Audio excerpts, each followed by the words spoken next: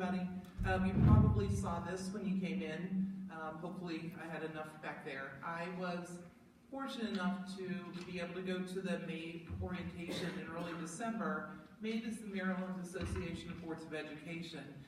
Interestingly, there were 50 new ones of us across the state of Maryland, which was a record-sized class, and 44 of the 50 were in attendance. So it was great to meet folks from other counties. I learned a lot in 2 days. And the reason I asked to speak for a few moments tonight was to share with everybody the questions that I get from people in the community. Why aren't you doing this? Why are you doing this?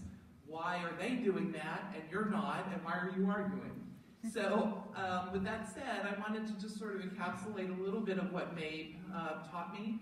If you hear disagreement among us, it's because I'm interpreting things that I got from mabe differently than some of the other board members did. But there are some laws regarding the structure of the Board of Education versus the superintendent, and that was really my intent, was sharing some of this information with you. So thank you, Ms. Hebner, from the control booth.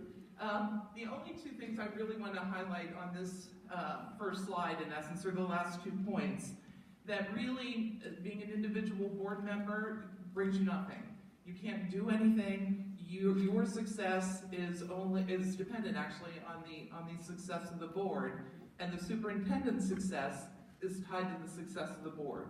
So we're here in an effort to be a team to look at things with different perspectives, and that brings value to the school system. The next slide, I think, really encapsulates the difference between those two positions. The superintendent is responsible for managing. The board is responsible for governing. Now, what does that mean? Boards of education are responsible for developing policy, period. It's up to the superintendent to then determine how to put that policy in action. In other words, it's up to the superintendent to develop the procedure. So board work is policy work. It's the what and the why. It's up to the superintendent, not us, to develop the how. None of us have the experience that the superintendent does. We may have gone to school, I hope. We may teach, as I do, but I don't work in the Allegheny County public school system. Really, I mean, Wayne, you did, but we're not knowledgeable about the system and how to operate it, and we leave that to the superintendent. And I love the quote with the pencils on the next slide, because that says everything. Governance is deciding that writing utensils are needed. Management is deciding how many to order. So that's the separation between the board and the superintendent. Now with that said, I added a couple slides about why does this matter? Because again, I know all of us get questions from the community. Why are you voting on certain things or not voting on certain things? And why are you saying yes and they're saying no? It's really critical that the board recognize their role is not to hire, reorganize, assign duties, develop strategies. That's what the superintendent does. If we start taking those tasks on as our own, there is no way then to hold the superintendent accountable, because ultimately we oversee that person. And how can we then evaluate them fairly if we are taking bits and pieces of that person's job away from them? It goes beyond that too with the slide below. It violates the law. There was a case in 2017, Dr. Foose versus Howard County Board of Education, with a lot of similarities. There was some initial dissension among the board, some problems between the board and the superintendent, and the State Board of Education was very clear in its ruling. And it said the superintendent has the responsibility of administering the day-to-day operation of the system, period. Creating a job, developing responsibilities for a person, assigning duties is 100% the responsibility of the superintendent, not the Board of Education. So I wanted to highlight that case that was very significant in this realm. And then the last two slides, I'm not certainly going to read them to everybody, but the last two slides just show our responsibilities as board members. And to be effective at this, you need to hold us accountable.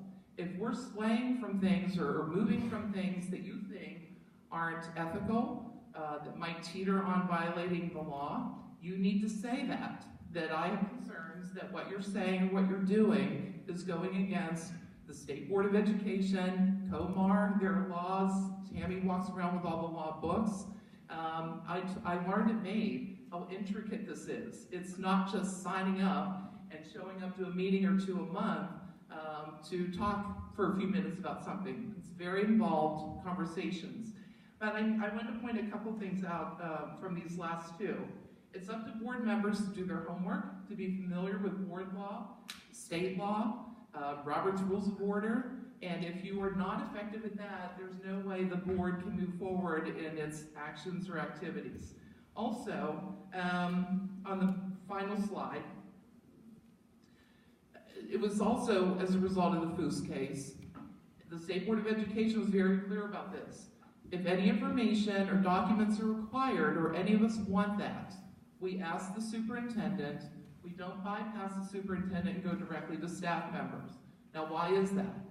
For a couple reasons. We only have 5 on our board. There were some board folks that I met in the December training. They have a board of 13. Imagine if all 13 members randomly walked into the central office just without notice and they wanted pieces of information. It would be very difficult that all 13 would ultimately get the same information, and it took the time away from those folks who work in administration. So in the Foose case, it was very clear. You want something, you ask the superintendent for it. If he won't get it for you, then you make that public. But thus far, we've all served for a month and a half. Everything that we've asked of Dr. Cox has been presented immediately. So we've not had an issue with information not being relayed. And finally, remembering that the reputation of the school system depends on the actions and the behavior of board members. So please hold us accountable. Thank you.